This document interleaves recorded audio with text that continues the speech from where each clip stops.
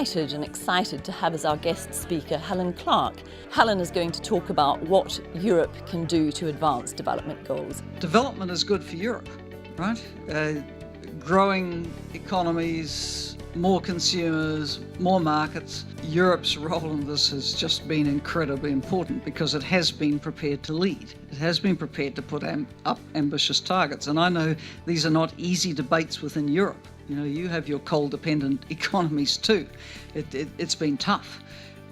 But, you know, Europe gives us hope that, you know, that there is ambition and that as Europe has lifted its ambition, others can lift their ambition as well. We see the rise of alternative development institutions, particularly in Asia, new regional donors, the Gulf countries, Korea. What sort of implications does that have for example, the European Union, for other Western countries who perhaps need to start to develop new ways of thinking about how they can be most effective in development policy?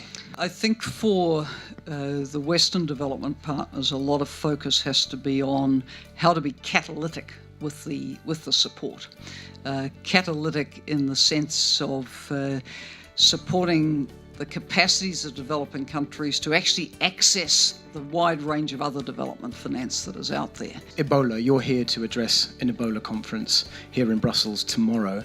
Now that we have moved beyond the acute phase of this crisis, what lessons have we learned? What could we do better next time?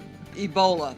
We're not out of the woods yet. That's the first message. I have spent a week across Guinea, Liberia and Sierra Leone within the last 2 weeks. Overall, yes, the response was late and there'll be, you know, books written about that for years to come. But I think what it does tell us is that these issues can't be narrowly managed in health ministries. They have to get out of health ministries and agencies and become, you know, part of a sort of total focus of government, and we have to pull together to stop this. To what extent did the creation and the implementation of the MDGs help in measures like that? And to what extent is it something that might have happened anyway? I think the benefits of the MDGs are probably clearest in health and education.